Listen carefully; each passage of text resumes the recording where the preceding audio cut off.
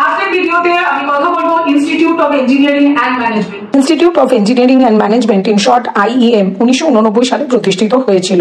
Institute of engineering and management since inception quality education deliver করছে in the field of engineering education. IEM কলেজটি কিন্তু university of engineering and management এই private ইউনিভার্সিটির আন্ডারে affiliated.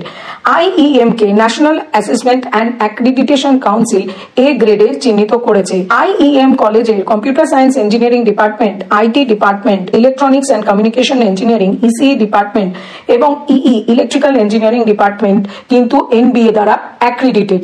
এছাড়া NIRF ranking এ IEM কলেজকে after IIT Kharagpur এবং NIT Durgapur third best engineering college in West Bengal হিসেবে চিহ্নিত করা হয়েছে।